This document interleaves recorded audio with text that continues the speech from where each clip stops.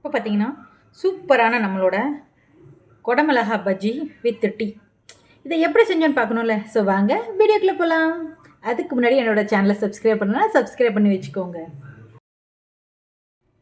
Hi friends, வணக்கம், நமஸ்தே. நீங்களே எப்படி இருக்கீங்க? நல்லா இருக்கீங்க, சந்தோஷமாக இருக்கீங்கன்னு நினைக்கிறேன். நம்புறேன் நல்லதே நினைப்போம், நல்லதே நடக்குங்க. இன்றைக்கி பார்த்தீங்கன்னா சூப்பரான நம்மளோட குடமிளகா பஜ்ஜி. அதுக்கு முன்னாடி இந்த குடமிளகாவை நான் வாஷ் பண்ணிவிட்டு நான் வந்து நீல வாக்கில் நான் கட் பண்ணி எடுத்துகிட்டு வந்துட்டு உங்களுக்கு நான் காட்டுறேன். இப்போ வந்து நான் குடமிளகாவை வந்து நான் நீல வாக்கில் நான் வந்து கட் பண்ணி எடுத்து வச்சுட்டு வந்துட்டேன். இதில் வந்து கடலை மாவு மூணு ஸ்பூன் கடலை மாவு, 2 ஸ்பூன் வந்து அரிசி மாவு எடுத்திருக்கேன். இதில் கொஞ்சோண்டி உப்பு, சோடா உப்பு யாருக்குன்னா நான் போட்டுட்டேங்க. இதில் அப்புறம் கொஞ்சோண்டி ஒரு பிஞ்ச் அளவுக்கு வந்து காயங்க.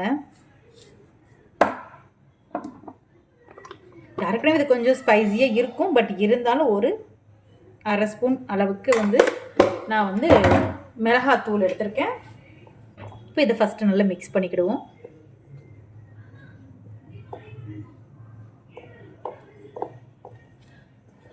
அப்படியே இந்த பனி மலைக்கு எல்லா இடத்துலையும் தண்ணி தேங்கி நிற்கிறதுக்கு சூடாக ஒரு இஞ்சி டீங்க, அது கூட நல்ல சூப்பரான ஒரு பஜ்ஜி அப்படியே சாப்பிட்டா அட்டகாசமாக இருக்குங்க. உங்களுக்கு யாருக்கு இந்த மாதிரி மழை நேரத்தில் உங்களுக்கு சாப்பிட்ற பிடிக்கும்னு சொல்லி எனக்கு சொல்லுங்கள். ஸோ இதை கரைச்சிட்டு வந்துடுவோம்.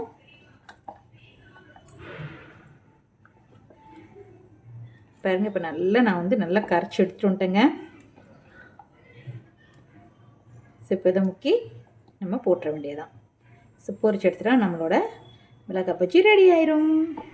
ஸோ வாங்க பொரிக்க போகலாம். இப்போ வந்து நான் அந்த மிளகா பஜ்ஜிக்காக குடமிளகா கட் பண்ணி வச்சுருந்தேன் நீல வாக்கில். ஸோ இப்போ லேசாக ஒரு எண்ணெயை லைட்டாக நான் ஏற்கனவே விட்டு பார்த்தேன், இதாகலை, அதனால் வெயிட் பண்ணுறேன்.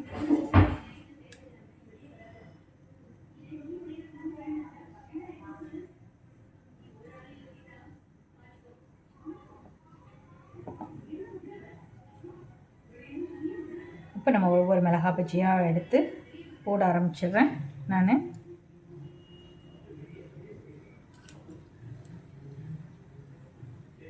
இது ஒரு டேஸ்ட்டுங்க. நம்ம எப்பவும் நம்ம சாப்பிடுவோம் இல்லையா, அது வேறு ஒரு டேஸ்ட்டு, இது ஒரு டேஸ்ட். க்ரன்ச்சியாக கொஞ்சம் டிஃப்ரெண்ட்டாகவே இருக்கும் டேஸ்ட்டு. அதனால் நான் அது பண்ணியிருக்கேன். நான் வந்து உப்பு உரப்பு எல்லாமே நான் ஆல்ரெடி நான் பார்த்துட்டேன். அதனால தான் நான் வந்து எக்ஸ்ட்ரா எதுவுமே நான் சேர்க்கலை. நீங்கள் வந்து அதுக்கு தகுந்த மாதிரி பார்த்துட்டு சேர்த்துக்கோங்க.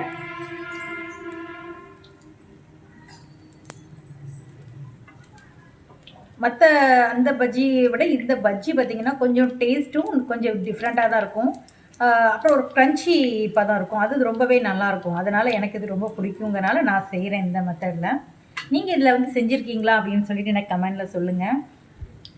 நீங்கள் எந்த மாதிரி நம்ம ஆல்ரெடி நம்ம எப்பவுமே வழக்கம் போல் யூஸ் பண்ணுற மாதிரி நம்ம யூஸ் பண்ணுவோம், நம்ம பாஸ்தா ஐட்டம்ஸ்க்கெலாம் நம்ம யூஸ் பண்ணுவோம்.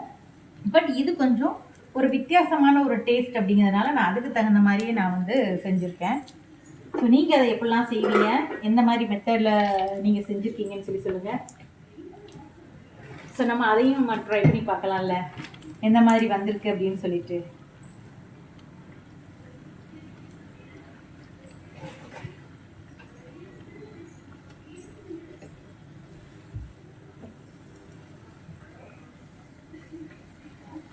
நான் சின்ன கடாயில் போட்டிருக்கிறதுனால அது மாதிரி இருக்குது. நான் எண்ணெய் வந்து நிறைய வேஸ்ட் ஆகக்கூடாதுங்கிறதுனால நான் வந்து இந்த மாதிரி போட்டிருக்கேன். ஒருவேளை நீங்கள் பெரிய கடாயில் வச்சு பண்ணிங்கன்னா தாராளமாக உங்களுக்கு தனித்தனியாக தான் வரும். நான் அடுத்து போடும்போது நான் ரொம்ப கம்மியாக போட்டு நான் பண்ணி காட்டுறேன் உங்களுக்கு.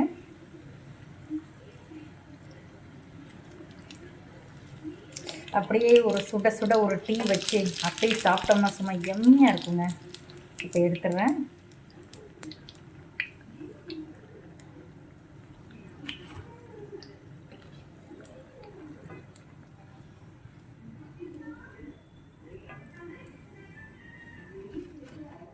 அதே மிளகா பஜ்ஜியோட ஸ்மெல்லு தாங்க வரும்.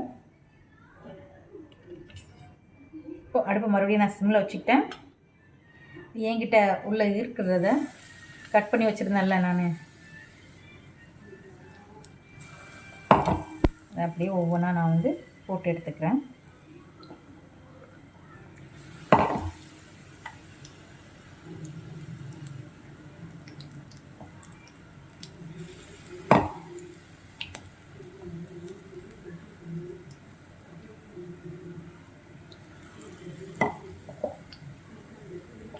நான் கம்மியாக தான் போட்டிருக்கேன் பாருங்கள்.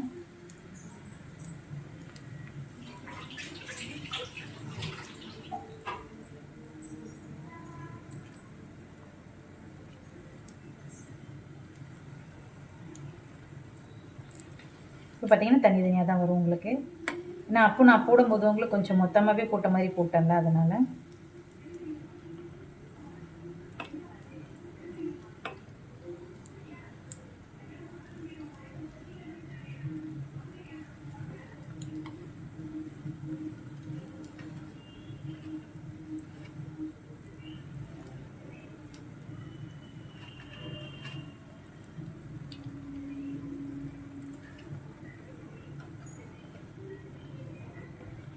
செமையாக இருக்குங்க